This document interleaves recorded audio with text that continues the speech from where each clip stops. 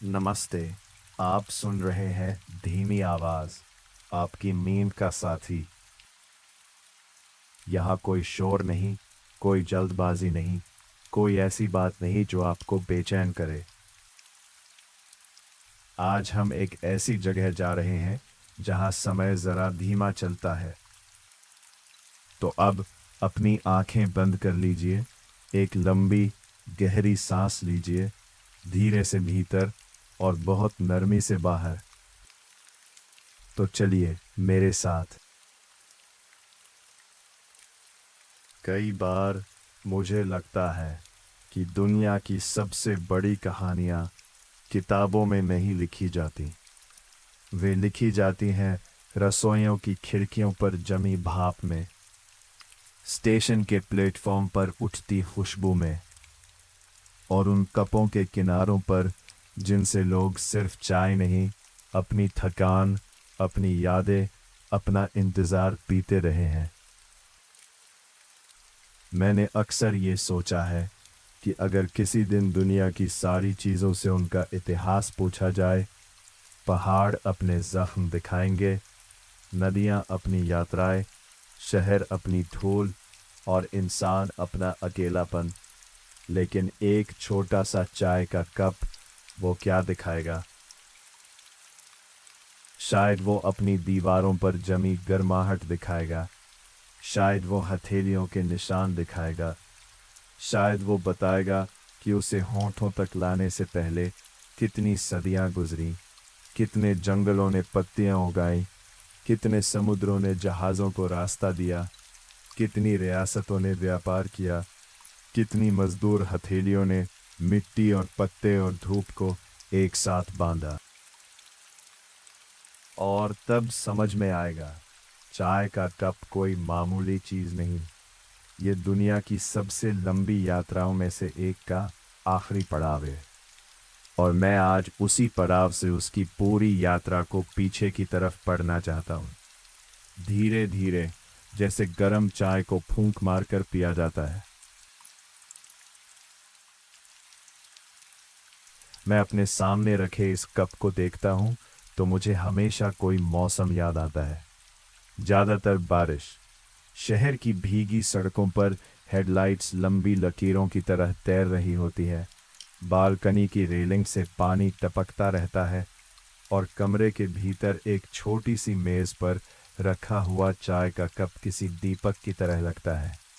जैसे दुनिया चाहे जितनी ठंडी हो जाए, हथेली भर गर्मी अभी बाकी है। मैंने ऐसे कपों के साथ सुबहें काटी हैं, ऐसी शामें भी जिनमें शब्द कम थे और खामोशी ज्यादा। कुछ रातें ऐसी भी थीं जब नींद दूर बैठी रही और एक कप चाय धीरे धीरे मेरा हमराज बनता गया। मुझे तब लगता था कि मैं चाय पी रहा हूँ, अब लगता है मैं समय पी रहा था। क्योंकि चाय का कप सिर्फ पेय का बर्तन नहीं होता, वह एक छोटा सा ठहराव होता है। दो भागती हुई घड़ियों के बीच की सांस, एक वाक्य के बाद का मौन, एक दिन और दूसरे दिन के बीच का पुल। और जब मैं इस कप की तरफ ध्यान से देखता हूँ तो इसकी सतह पर सिर्फ दूध, पत्ती, चीनी या मसाले नहीं दिखते। मुझे इसके भीतर धुंधले धुंधले नक्शे तैरते दिखाई देते हैं। पहाड़, बंदरगाह, बागान, बाजार, कुल्हड़, चीनी मिट्टी, भाप, रेल, दफ्तर, किताबें, इंतजार। जैसे एक कप में पूरी दुनिया थोड़ी थोड़ी घुली हुई हो। मैं जब चाय की शुरुआत के बारे में सोचता हूँ तो मेरी नज़र सबसे पहले कप पर नहीं, पत्ती पर जाती है, क्योंकि हर कप का पहला रूप पत्ती ही होती है। हरी, कोमल, पहाड़ी धुंध से भीगी, किसी ढलान पर हवा के साथ कांपती हुई। कहा जाता है कि बहुत पुरानी दुनिया में जब इंसान स्वाद को उतना नहीं समझता था जितना असर को समझता था, तब चाय को पेय से पहले औषधि की तरह देखा गया। ये कोई रोजमर्रा की तसल्ली नहीं थी, ये जागने का, संभलने का, स्फूर्ति लेने का जरिया थी। कुछ पुरानी कथाएं ये भी कहती हैं कि उबलते पानी में संयोग से गिरी पत्तियों ने पहली बार वह स्वाद पैदा किया जिसे बाद की सदियों ने तहजीब बना दिया। कहानी चाहे जैसी रही हो, बात इतनी सी है कि इंसान ने एक दिन जाना, पानी में सिर्फ प्यास बुझाने की ताकत नहीं, याद जगाने की ताकत भी होती है। मुझे इस शुरुआत में हमेशा एक मासूम सी हैरत दिखाई देती है, जैसे किसी ने पहली बार महसूस किया हो कि प्रकृति कभी कभी अपने रहस्य बहुत धीरे खोलती है, एक पत्ती से, एक उबाल से, एक घूंट से, और फिर वही छोटा सा अनुभव सदियों की आदत बन जाता है। यही चाय की पहली खूबी रही होगी। वह शोर से नहीं आई, वह धीरे आई, जैसे सुबह की पहली रोशनी आती है, और शायद इसीलिए उसका इतिहास भी तलवारों से कम, स्पर्शों से ज्यादा लिखा गया। लेकिन मुझे हमेशा लगता है कि चाय का इतिहास सिर्फ पत्ती का इतिहास नहीं है, ये उतना ही उस पात्र का भी इतिहास है जिसमें उसे रखा गया, क्योंकि स्वाद जुबान तक पहुंचने से पहले आकार चुनता है, और सभ्यता अक्सर वहीं से शुरू होती है जहां मनुष्य सिर्फ खाना पीना नहीं, उसे कैसे रखा जाए ये भी सोचने लगता है। शुरुआती समय में चाय शायद कटोरियों, प्यालों, साधारण बर्तनों में पी गई होगी। धीरे धीरे जब स्वाद के साथ रस में जुड़ने लगी, तब पात्र भी बदलने लगे। एक बर्तन सिर्फ बर्तन नहीं रहा, वह अनुभव का हिस्सा बन गया। मुझे ये बात बहुत दिलचस्प लगती है। किसी पेय का इतिहास उसके बर्तन की बनावट बदल देता है, और बर्तन की बनावट उस पेय के पीने का तरीका बदल देती है। अगर चाय को किसी बड़े अनगढ़ भारी बर्तन में रखा जाए तो उसका स्वभाव कुछ और लगेगा, और अगर वही चाय किसी महीन, हल्के हथेली में सही बैठने वाले प्याले में आए तो पीने वाला शायद थोड़ा धीरे हो जाए, थोड़ा सजग, थोड़ा भावुक भी। यहीं से मुझे लगता है कि कप का जन्म हुआ, सिर्फ मिट्टी, चीनी मिट्टी या धातु से नहीं, बल्कि उस इच्छा से जिसमें इंसान ने कहा होगा, मैं स्वाद को सिर्फ पीना नहीं चाहता, मैं इसे महसूस भी करना चाहता हूं।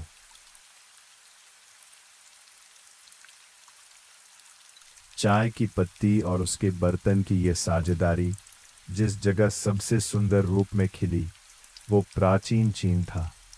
वहीं चाय ने सिर्फ पेय होने से आगे बढ़कर संस्कृति का रूप लिया। वहीं उबाल, तापमान, पत्तियों की किस्म, पानी की कोमलता, प्याले की बनावट, सबके बीच एक लगभग संगीत जैसा रिश्ता बना।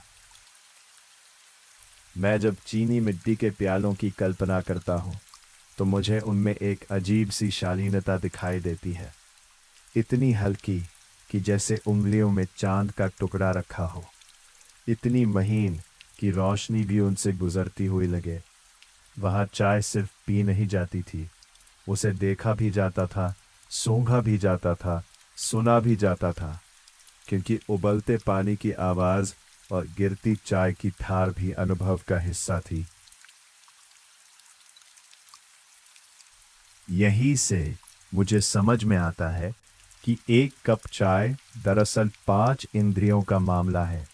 खुशबू नाक में जाती है, गर्मी उंगलियों तक आती है, स्वाद जुबान पर उतरता है, रंग आंखों में ठहरता है, और घूंट के बाद जो आह निकलती है वो सुनाई भी देती है। यानी चाय का कप कोई छोटा पात्र नहीं, वो एक छोटी सी दुनिया है। और प्राचीन संसार ने बहुत जल्दी ये समझ लिया था कि कुछ चीजें पेट भरने के लिए नहीं, आत्मा को नरम करने के लिए होती हैं। चाय उन्हीं चीजों में से एक थी। फिर समय ने वो किया जो समय हमेशा करता है। जिस चीज में आकर्षण होता है उसे सीमाओं में ज्यादा देर नहीं रहने देता। चाय बंद कमरों से निकली, राज दरबारों से निकली, पहाड़ों से उतरी, बंदरगाहों तक पहुंची और फिर समुद्रों पर चलने वाले जहाज़ों के साथ दुनिया की तरफ बढ़ गई।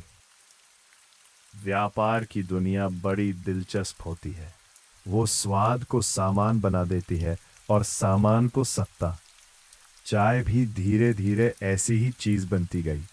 जहां पहले वह एक स्थानीय अनुभव थी, वहीं अब वह दूर देशों की उत्सुकता बन गई। लोगों ने उसकी पत्तियां खरीदी, उसके साथ उसके बर्तन खरीदे, उसके साथ उसका ढंग भी सीखा।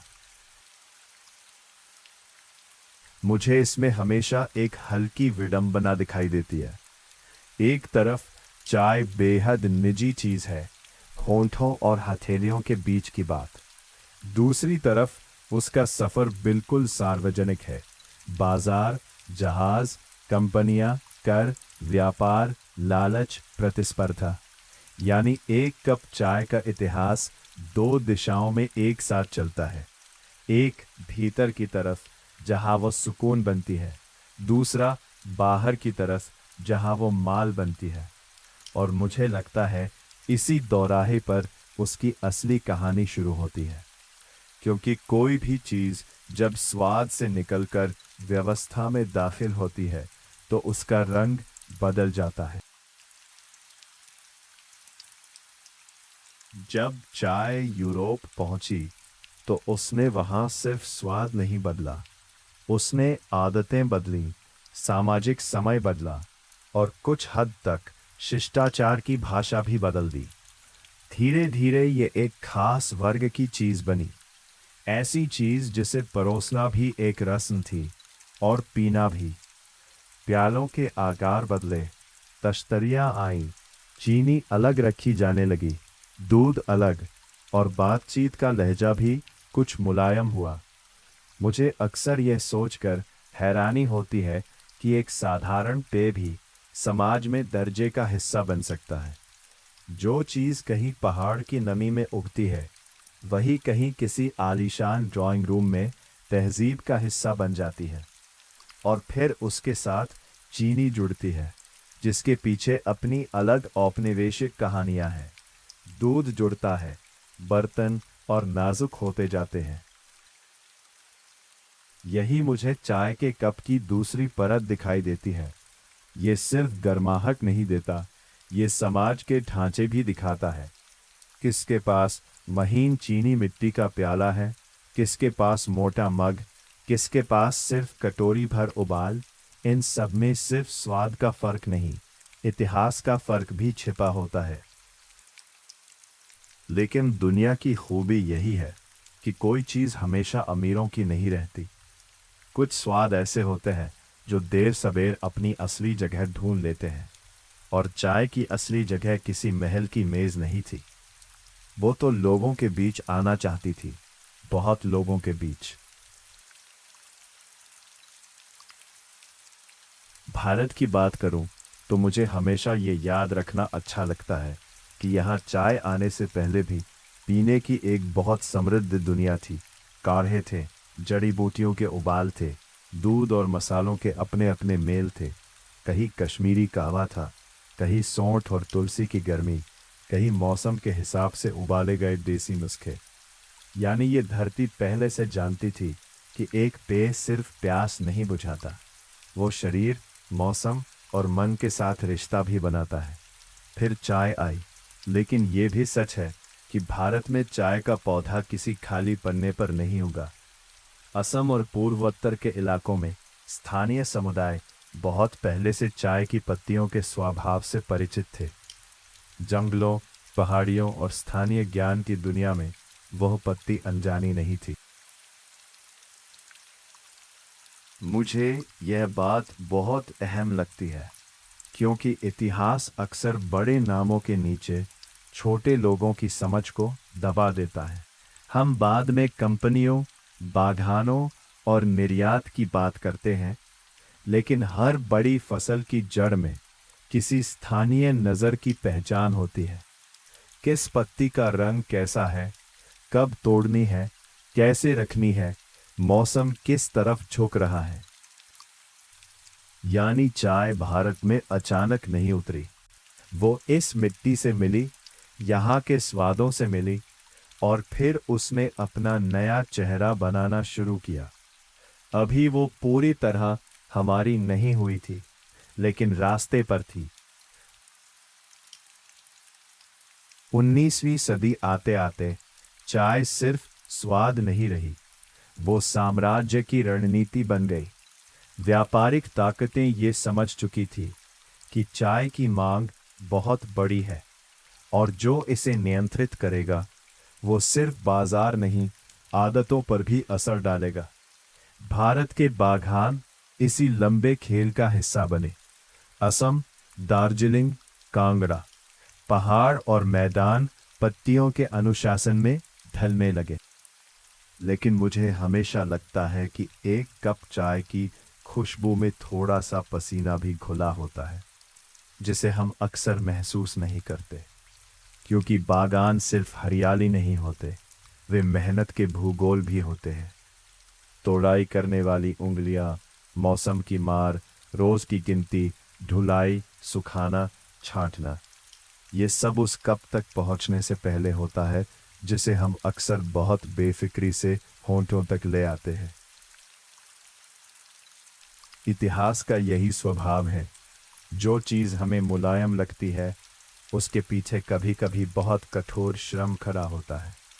चाय भी इससे अलग नहीं। उसकी नरमी के पीछे अनुशासन है, उसके रंग के पीछे धूप है, उसकी खुशबू के पीछे हाथों की थकान है। इसलिए मैं जब चाय के कप की तरफ देखता हूँ तो सिर्फ उसका आमंत्रण नहीं देखता, उसकी जिम्मेदारी भी देखता हूँ। हर घूंट मुझे याद दिलाता है कि दुनिया की कोई भी सुखद चीज अकेले नहीं बनती, उसके पीछे अनगिनत अदृश्य लोग होते हैं।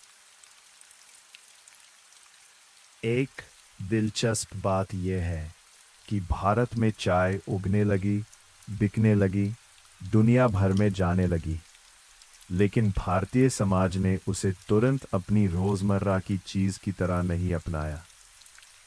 ये रिश्ता धीरे धीरे बना। पहले प्रचार हुआ, फिर परोसने के तरीके बने, फिर चाय को कामगारों की दिनचर्या, दफ्तरों के विराम, बाजारों की थकान और रेलवे की लय में जगह मिलने लगी। मुझे ये परिवर्तन हमेशा अद्भुत लगता है। एक चीज जिसे साम्राज्य ने व्यापार के लिए फैलाया, उसे लोगों ने अपने ढंग से जीवन में बसाया। और यहीं से चाय ने सबसे बड़ा रूपांतरण देखा। वो विदेशी ढंग से आई होगी, लेकिन भारतीय हाथों में आते ही उसने अपना लहजा बदलना शुरू कर दिया। अब सिर्फ पत्ती काफी नहीं थी, अब उसमें दूध मिला, चीनी खुलकर मिली, अदरक आई, इलायची आई, दालचीनी आई, लौंग आई, कभी कभी काली मिर्च भी। यानी भारत ने चाय को सिर्फ अपनाया नहीं, उसे अपने स्वाद के भीतर दोबारा जन्म दिया। और मुझे यही बात सबसे खूबसूरत लगती है। सभ्यताएं सिर्फ चीजें ग्रहण नहीं करती, उन्हें बदलती भी है। चाय आई थी टी बनकर, यहाँ आकर चाय हुई। और चाय सिर्फ एक शब्द नहीं, एक रिश्ता है। उसमें अपनापन है, घरेलूपन है, बुलावे की गर्माहट है। अगर मैं सच कहूं तो मुझे भारतीय चाय की सबसे बड़ी खूबी उसका ये बेहिचक स्वभाव लगता है। वो संकोची नहीं है। वो ये नहीं कहती कि मुझे बस हल्का सा महसूस करो। वो कहती है, मुझे पूरी तरह जी लो, मुझे उबालो, मुझ में मसाले डालो, दूध डालो, मिठास डालो, फिर देखो मैं सिर्फ पे नहीं रहूंगी, मैं दिन का मिजाज बन जाऊंगी। यहाँ चाय सिर्फ स्वाद नहीं देती, असर भी देती है। सुबह जगाती है, दोपहर की ढील समेटती है, शाम को थकान की गांठ खोलती है, बरसात में अकेलेपन को कम करती है, सर्दियों में हथेलियों को बहाना देती है कि वे कुछ देर किसी गर्म चीज को थामे रहे। मुझे लगता है यही चाय का कप भारतीय जीवन में सचमुच प्रवेश करता है, क्योंकि अब ये नाजुक शिष्टाचार की वस्तु नहीं रहता, ये रोजमर्रा का साथी बन जाता है। रसोई की खिड़की से लेकर दफ्तर की ट्रे तक गली के ठेले से लेकर विश्वविद्यालय की कैंटीन तक हर जगह इसकी भाषा अलग है, लेकिन गर्माहट एक सी। और चाय का कप भी यहाँ बदलता जाता है। कहीं चीनी मिट्टी का कप, कहीं स्टील का गिलास, कहीं कटिंग का छोटा ग्लास, कहीं कुल्हड़। मुझे लगता है भारत ने चाय से ज्यादा कपों की विविधता रची। जैसे हर इलाके ने कहा हो, स्वाद एक हो सकता है, लेकिन उसका स्पर्श मेरा होगा। मैं अगर चाय के कप का इतिहास लिखूं, तो सिर्फ पत्तियों, बागानों और व्यापार से काम नहीं चलेगा। मुझे उन बर्तनों की भी कहानी लिखनी होगी जिनमें चाय ने अलग अलग जिंदगियां जी। कुल्हड़ में चाय आती है तो उसमें मिट्टी की एक ताज़ा सी सुगंध शामिल हो जाती है। वो जैसे कहती है, मैं अभी अभी धरती से निकली हूँ। कांच के छोटे गिलास में चाय आती है तो वो पारदर्शी हो जाती है। उसका रंग भी दिखता है, उसकी भाप भी।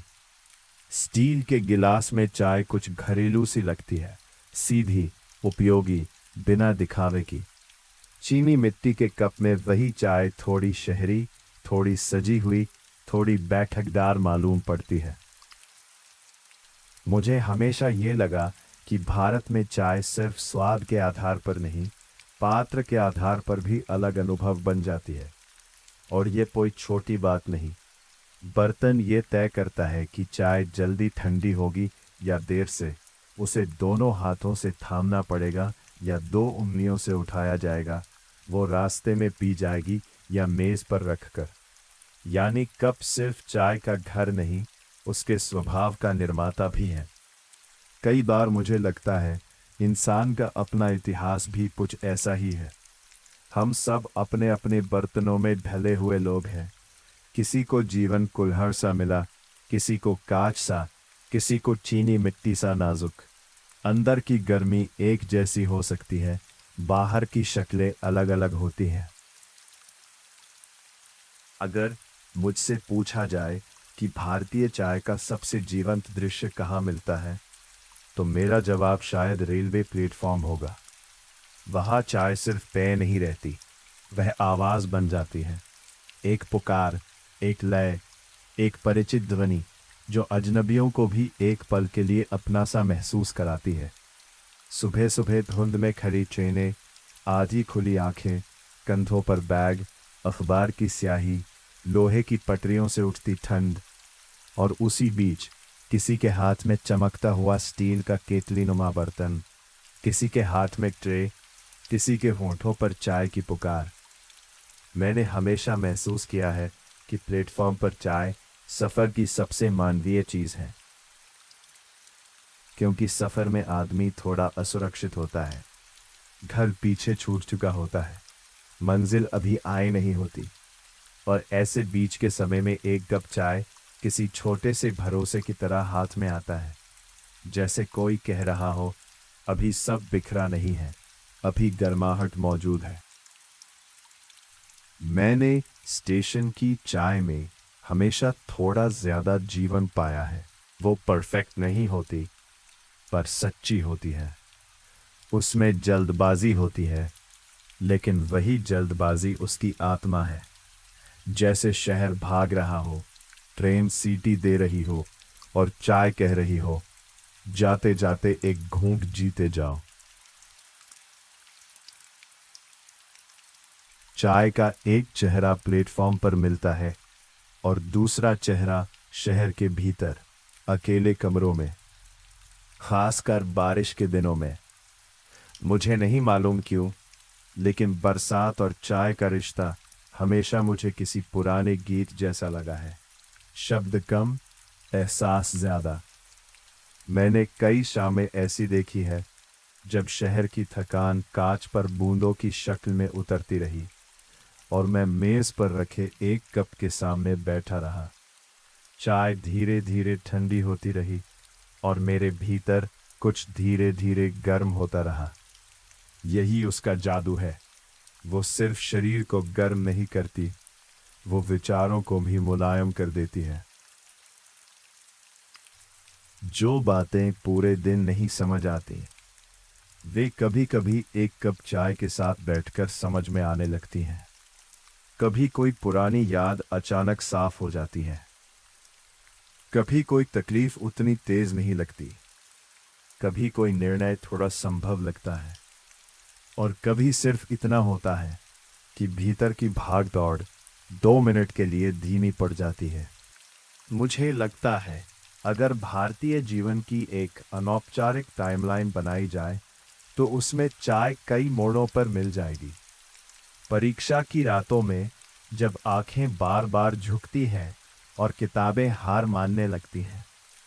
पहली नौकरी के दफ्तर में जहां लोग फाइलों से ज्यादा ब्रेक में इंसान लगते हैं। किसी अधूरी मोहब्बत के बाद जब दिल समझाने की कोशिश करता है कि एक दिन ये दर्द भी साधारण हो जाएगा। किसी इंतजार में जब घड़ी की सुइयां चुभती हैं और चाय का कप एक बहाना बन जाता है कुछ देर बैठने का।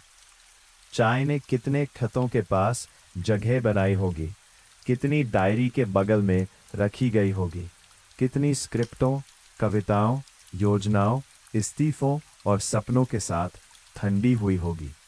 मैं ये सोचकर ही हैरान हो जाता हूँ। कितनी बार किसी ने कहा भी नहीं होगा कि वो परेशान है, बस चाय बना ली होगी। कितनी बार किसी ने जश्न मनाने के लिए महंगी चीजें नहीं खरीदी होंगी, बस 2 कप चाय बना ली होगी।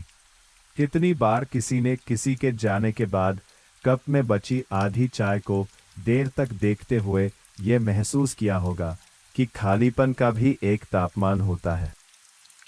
इसलिए मैं कहता हूँ, चाय का कप सिर्फ इतिहास नहीं, मनोविज्ञान भी है। वो आदमी को उसके सबसे सामान्य रूप में पकड़ता है, बिना सजावट, बिना भूमिका, जैसा वो सचमुच है।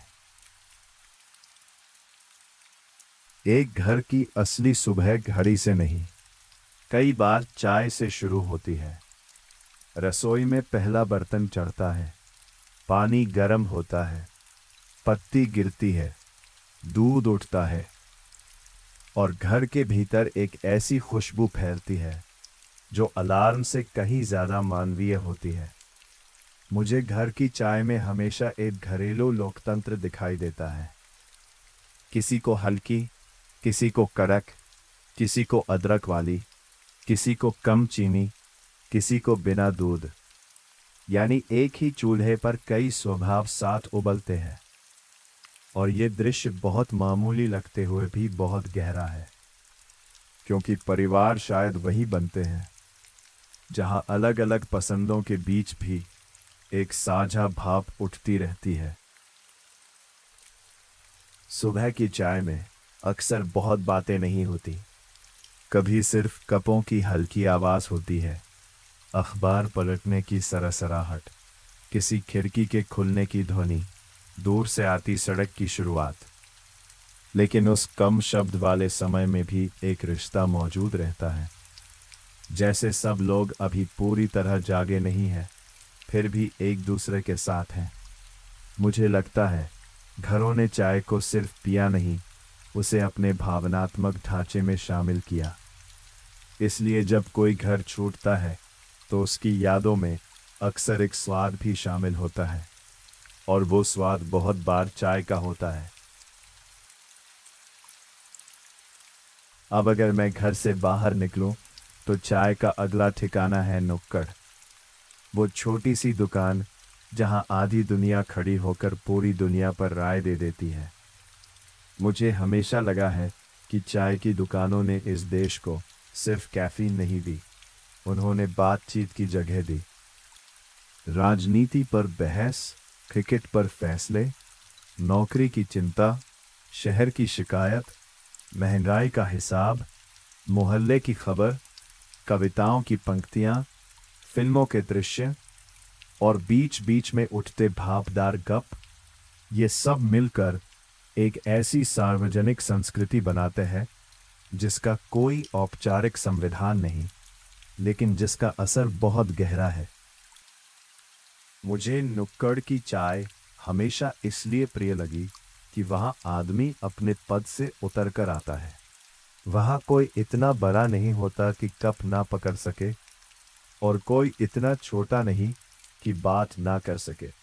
हाँ, असमानताएं समाज में बनी रहती हैं, लेकिन चाय की दुकान पर एक क्षण ऐसा जरूर आता है जब गर्मी सबकी उंगलियों तक बराबर पहुंचती है। शायद यही वजह है कि चाय इस देश में सिर्फ पेय नहीं, सामाजिक धड़कन है। वो बहस को शुरू भी करती है, लंबा भी खींचती है, और कभी कभी उसे ठंडा भी कर देती है। एक कप चाय के बीच लोग असहमति भी पी लेते हैं। ये बहुत बड़ी बात है। मैंने कई बार बहुत ध्यान से कपों को देखा है, उनकी पकड़, उनका घेरा, उनकी मोटाई, उनकी ऊंचाई, उनका वजन, और मुझे लगता है कपों में भी स्वभाव होता है। कुछ कप सीधे सादे होते हैं, जैसे किसी पुराने दोस्त की तरह। कुछ नाजुक होते हैं, जैसे उन्हें धीरे संभालना पड़े। कुछ बड़े मग ऐसे होते हैं जैसे वे अकेलेपन को लंबा खींचने के लिए बनाए गए हों। कुछ छोटे कप ऐसे कि चाय खत्म होने से पहले ही एक और चाय की इच्छा जन्म ले ले। यहीं से मैं अक्सर इंसान की तरफ लौटता हूँ, क्योंकि हम भी कुछ ऐसे ही हैं। किसी का मन कुल्हड़ सा है, मिट्टीदार, खुला, ईमानदार। किसी का मन कांच सा, साफ, मगर जरा सा धक्का लगे तो चटकने वाला। किसी का मन चीनी मिट्टी सा, सुंदर, सुसंस्कृत, मगर भीतर कहीं डर से भरा। और किसी का मन स्टील सा, मजबूत, सधा हुआ, रोजमर्रा के लिए बना। चाय इन सब में डाली जा सकती है। जैसे प्रेम, दुख, उम्मीद, थकान, ये सब किसी भी मन में उतर सकते हैं। लेकिन वे किस तापमान पर टिकेंगे, कितना देर टिकेंगे, किस स्वाद में बदलेंगे, यह पात्र तय करता है।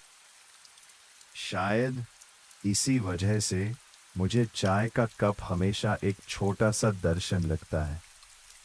वह कहता है भीतर की चीजें जितनी महत्वपूर्ण है, उतना ही महत्वपूर्ण वह आकार भी है जिसमें वे रखी जाती है। लेकिन अगर मैं चाय का इतिहास ईमानदारी से कहूं, तो मुझे उसकी मिठास के साथ उसकी कड़वाहट भी याद रखनी होगी। क्योंकि हर लोकप्रिय चीज के पीछे सिर्फ सुंदर दृश्य नहीं होते। औपनिवेशिक व्यापार, श्रम का शोषण, आसमान बाजार और आदतों पर नियंत्रण, चाय इन सब के बीच से भी गुजरी है। मुझे लगता है किसी चीज से प्रेम करने का सबसे सच्चा तरीका यही है कि उसके उजले हिस्से के साथ उसके अंधेरे हिस्से को भी देखा जाए। अगर मैं सिर्फ भाप देखूं और खेतों की मेहनत न देखूं, अगर मैं सिर्फ कप की चमक देखूं और उसे भरने वाली उंगलियों की थकान न देखूं, तो मेरी समझ अधूरी रह जाएगी। इतिहास हमें यही सिखाता है कि किसी भी सुखद अनुभव को मासूम मान लेना आसान है, मगर सच उससे थोड़ा जटिल होता है। चाय की पत्ती दुनिया भर में घूमते घूमते कई ताकतों से टकराई है। सत्ता से, बाजार से, वर्ग से, श्रम से, उपनिवेश से। और फिर भी उसी पत्ती ने लाखों साधारण लोगों को छोटी सी राहत भी दी है। यानी चाय विरोधाभासों की चीज है। वह शोषण की कथा से भी गुजरती है और सांत्वना की कथा भी बनती है। शायद इंसानी सभ्यता की बहुत सी चीजें ऐसी ही होती है। उनमें मिठास भी होती है, हिसाब भी। अब मैं अपने समय में लौटता हूँ। आज चाय कई रूपों में मौजूद है। सड़क के ठेले पर कटिंग बनकर, कॉरपोरेट मशीन में बटन दबाने से निकली हुई चाय बनकर, कैफे के बड़े मग में दालचीनी की खुशबू लिए हुए, पेपर कप में भागती हुई, किसी ऐप की डिलीवरी बनकर घर तक आती हुई। मुझे कभी कभी लगता है कि हमने चाय को तेज कर दिया है। वह जो कभी बैठकर पी जाने वाली चीज थी, अब कई बार चलते चलते खत्म हो जाती है। जो कप कभी दो हथेलियों के बीच एक छोटा सा विराम देता था, वह अब कई बार डिस्पोजेबल हो गया है, जैसे ठहराव भी एक बार इस्तेमाल वाली चीज है। लेकिन फिर भी मैं निराश नहीं होता, क्योंकि चाय की आत्मा अभी पूरी तरह नहीं बदली। अब भी कोई देर रात काम करते हुए चाय बनाता है। अब भी कोई बारिश में बालकनी पर मग लेकर खड़ा होता है। अब भी किसी छोटे शहर के बस अड्डे पर चाय की भाप लोगों को जोड़े रखती है। अब भी कोई माँ पूछती है, चाय बनाऊं? और उस एक वाक्य में आधी थकान उतर जाती है। यानी रूप बदले है, रफ्तार बदली है, बर्तन बदले हैं, लेकिन जरूरत वही है। मनुष्य को अब भी एक छोटे गर्म विराम की जरूरत है। चाय अब भी वह विराम है। इतनी लंबी यात्रा के बाद मैं जब फिर अपने सामने रखे कप की तरफ देखता हूं, तो मुझे लगता है कि चाय का कप सिर्फ इतिहास नहीं समेटे हुए, वह एक सबक भी समेटे हुए है। और वह सबक बहुत सादा है। दुनिया चाहे जितनी तेज हो जाए, कुछ चीजें उबाल मांगती हैं। कुछ चीजें पककर ही अपना स्वाद देती हैं। कुछ रिश्ते, कुछ विचार, कुछ फैसले, कुछ दुख, कुछ उम्मीदें, इन सब को भी शायद चाय की तरह समय चाहिए। जल्दबाजी में बनाया गया स्वाद पेट तक तो चला जाता है, दिल तक नहीं पहुंचता। मुझे लगता है चाय का कप हमें इंतजार की तहजीब सिखाता है। ये सिखाता है कि हर गर्म चीज को तुरंत नहीं छुआ जाता, कुछ को थोड़ा ठंडा होने दिया जाता है। ये सिखाता है कि भाप उठते समय देखना भी अनुभव का हिस्सा है।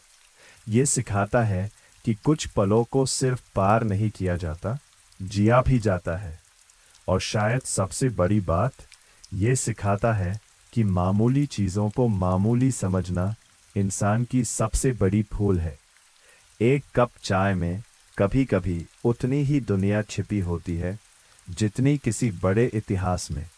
फर्क सिर्फ इतना है कि बड़े इतिहास शोर करते हैं और चाय का कप धीरे से हाथ में आकर बैठ जाता है। अब मैं अपनी बात वही लाकर रखता हूं जहां से शुरू की थी। एक कप, एक खिड़की, एक मौसम और हथेली भर गर्मी। मैं इस कप को देखता हूं और मुझे इसमें सिर्फ चाय नहीं दिखाई देती।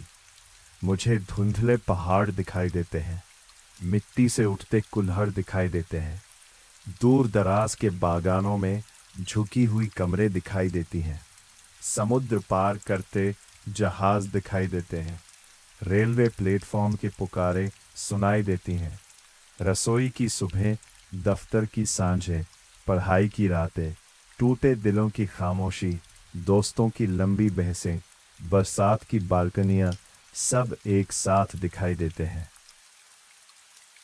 और तब मुझे लगता है चाय का कप कोई चीज नहीं, एक संग्रहित मनुष्य सभ्यता है।